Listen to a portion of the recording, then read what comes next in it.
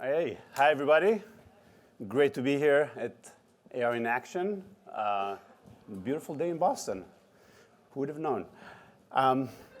So it's 2020, and after spending over 13 years really helping grow the AR ecosystem, it feels like spatial computing is entering the mainstream this year. So today, what I'd like to talk about is not so much about use cases or technology. It's really a very high-level concept that I think is kind of how AR in action will impact us, humanity, the world in the next 5 or 10 years. And the topic is really knowledge, and specifically about creating and sharing knowledge in the spatial computing era. So I've been thinking about this for many years now, and probably will need to keep thinking and developing this idea for years to come. So I consider this as sort of a teaser. It's not going to be a full-blown presentation. It's really just kind of to give you some food for thought. When you look at the inventions that had significant impact on the evolution of humanity since its inception, they all had to do something with knowledge and how you create and share it.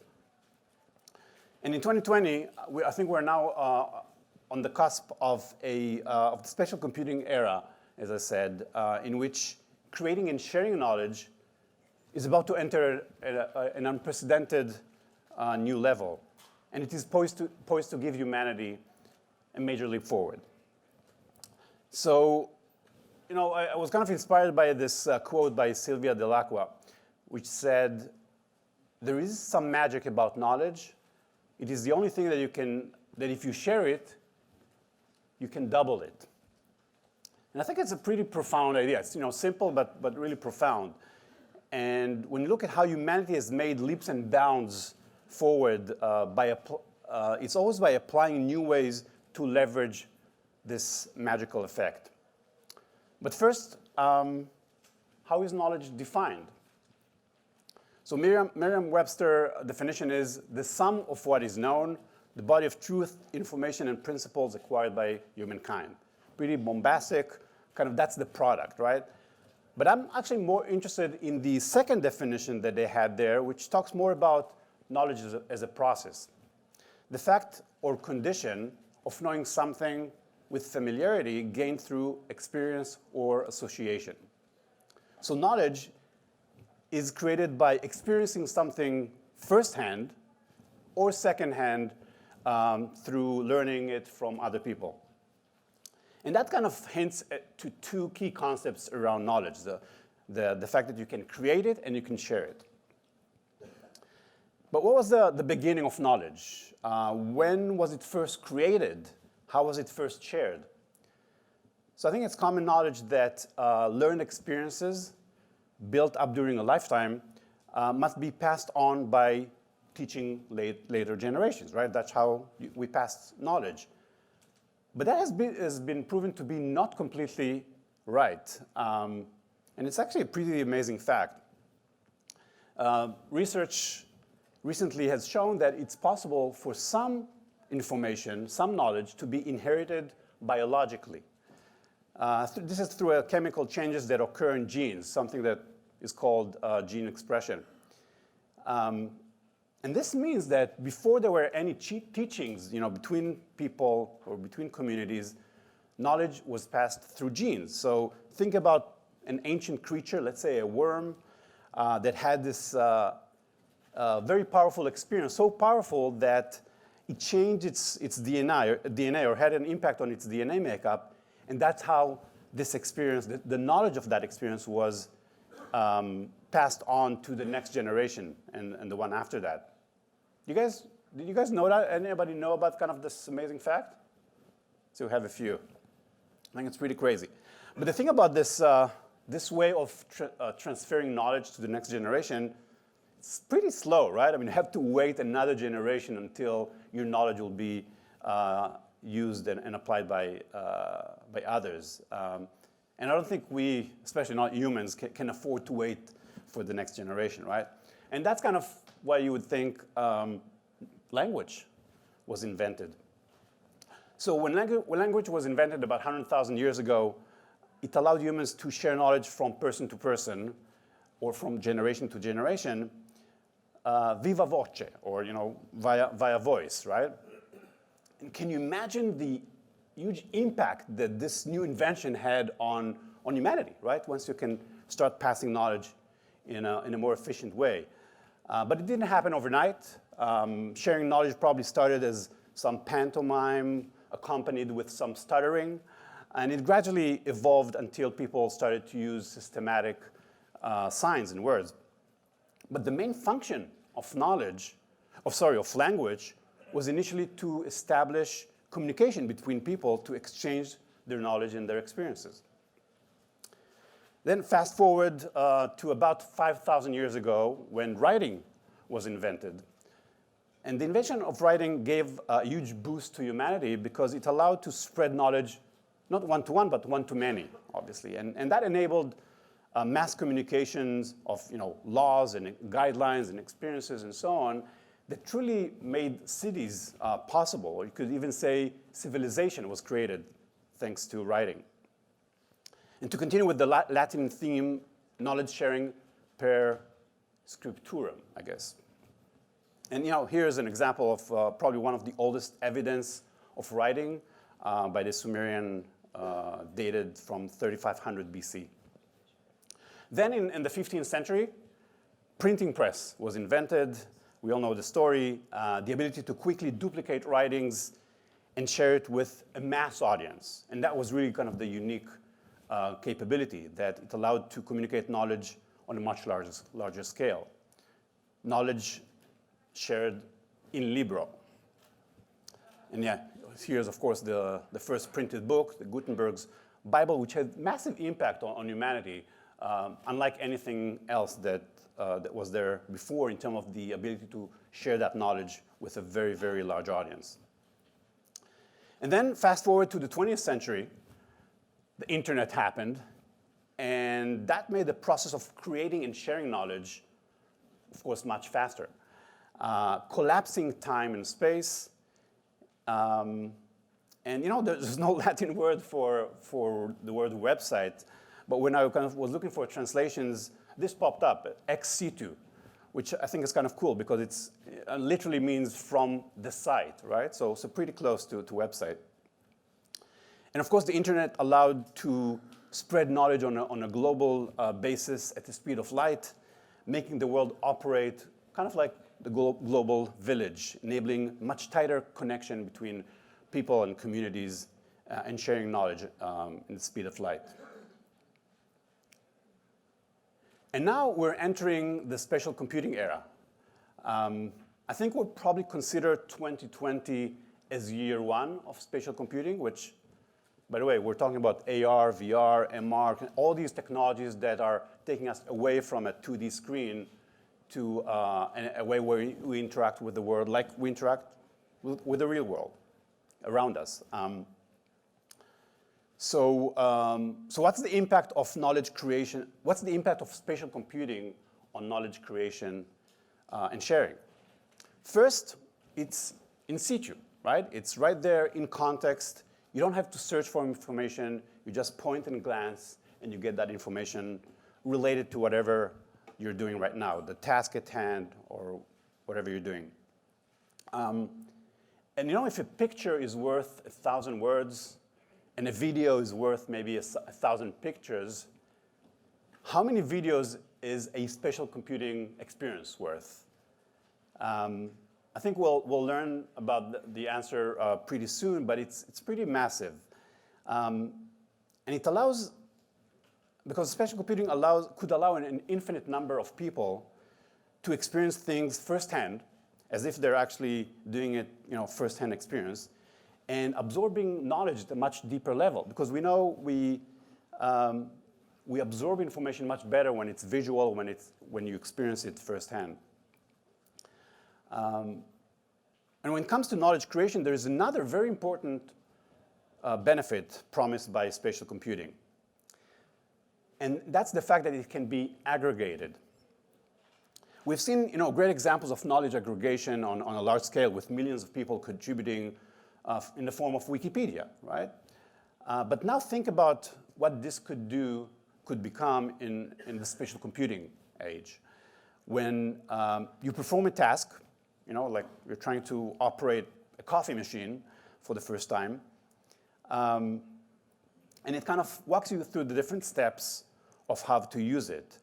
But it can also capture the information while you do this, right? So let's say you're the first that is operating a certain machine, a certain task. While you use AR, it could be in the form of a smartphone, or glasses, projection mapping. I don't really care about kind of the device that you're using here, but it can, using camera and sensors, it can understand what you're doing and then capture that knowledge so that it can be shared with other people that are trying to do the same.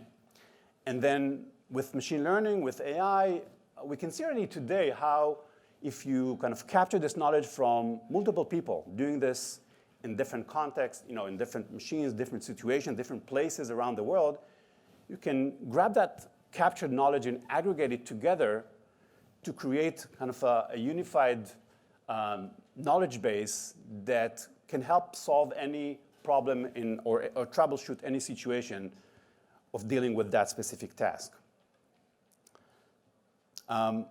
So again, from a technical perspective, the AR cloud is probably what will be essential to make this happen so that the knowledge is persistent and can be accessed by anyone, anywhere. But I'm not going to spend any time on the technical side of that today. I really want to keep it on the high level. And I think we've talked about a lot of these examples here. You all know the main use cases. They're already being used today. But now kind of think about it through this lens of what it means from knowledge capture and sharing, and how it can really help amplify, kind of like was said before, about amplifying intelligence. So as a consumer, that can apply to operating things or utilizing things. Again, like your coffee machine or your printer or a washing machine or a VCR, if anyone still remembers what a VCR is. It can also help you play. I'm sure many of you are familiar with the augmented pool experience that was done actually quite a few years ago. And it allows you to come in, as a novel player to a pool table and immediately understand how to play it and master the skill almost instantly thanks to AR. So you can imagine how the same concept can apply to any kind of playing or just doing things in the real world. Then of course there are a lot of examples about how you can capture knowledge and share it around traveling, navigating, exploring different places, understanding languages, and so on. And of course shopping. You can become a much smarter shopper when you can understand how a product will work before you actually buy it. You have all the try before you buy experiences that are possible today. And then on the enterprise side, similar things actually. It already helps us learn how to operate machinery, how to be more efficient, have less errors and more safety in operating these things, or inspecting and maintaining systems. Training, are kind of becoming one of the key areas where knowledge is actually shared with many people using spatial computing approaches. And of course, it will have a big impact. It already has an impact on healthcare, how you take care of people, and wellness.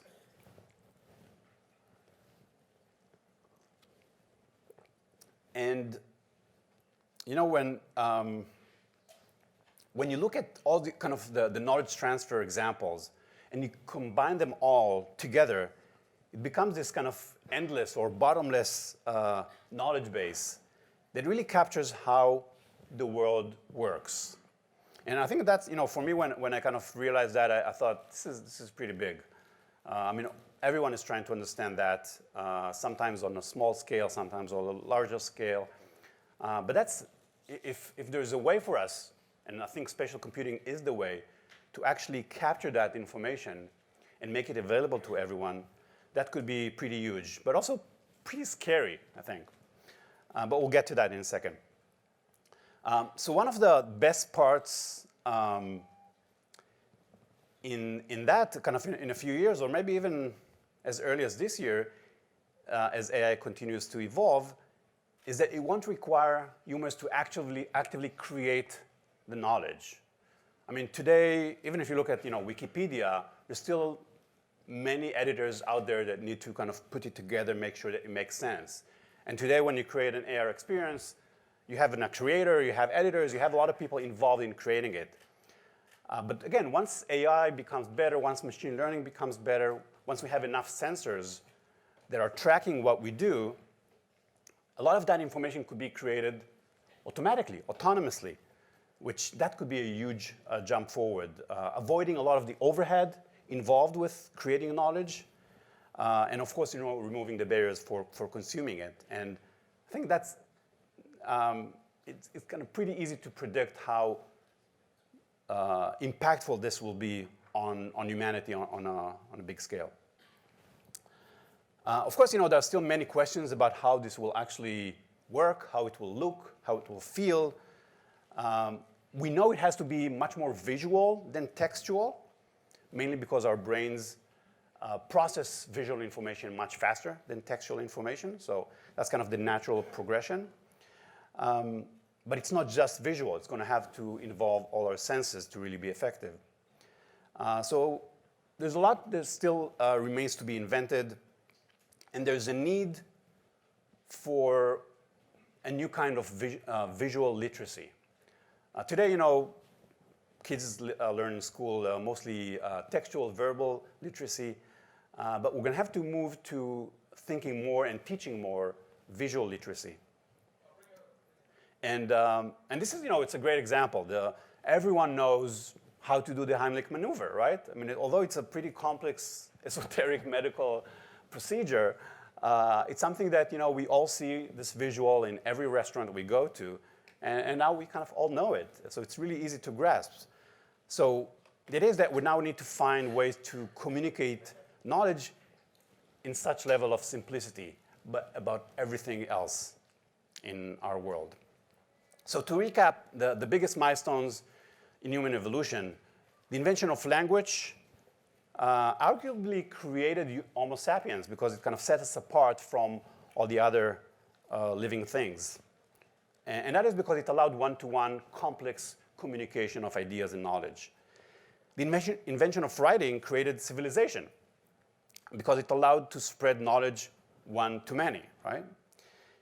And then the invention of print ushered the Renaissance and the modern era, which is, again, pretty big thing because it enabled to share knowledge on a one-to-many level on a larger scale.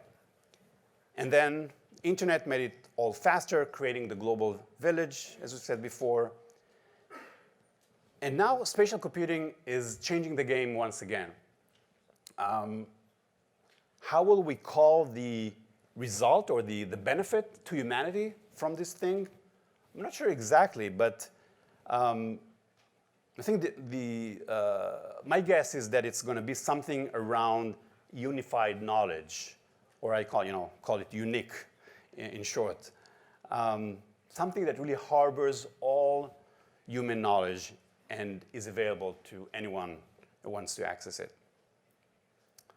Which, incidentally, kind of brings us back to the original definition of knowledge that we discussed before, the sum of what is known.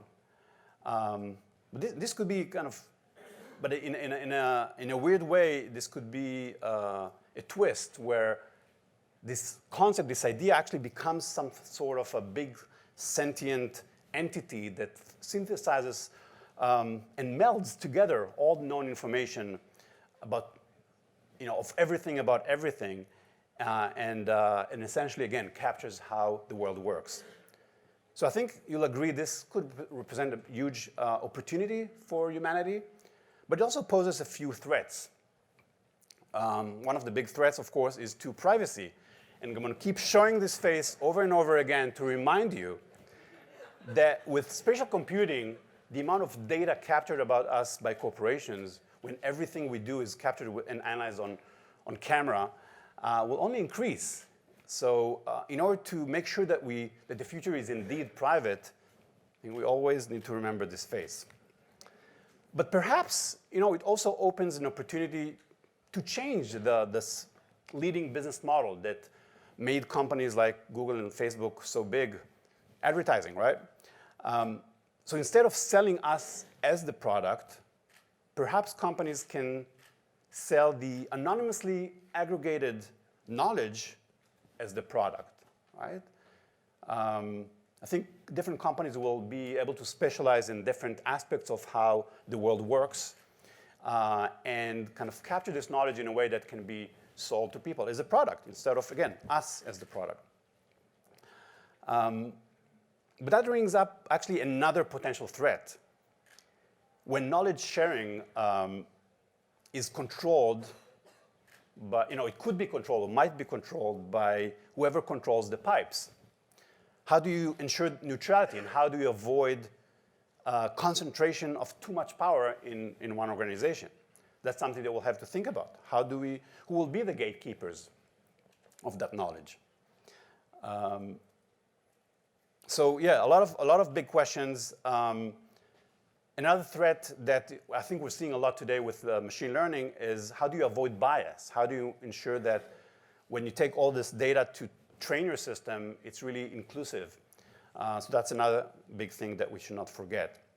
So that was kind of my teaser for this concept of knowledge and how spatial computing or the spatial computing era will change the way we create and share it and the impact on humanity. Hopefully it gave you some food for thought. Thank you very much.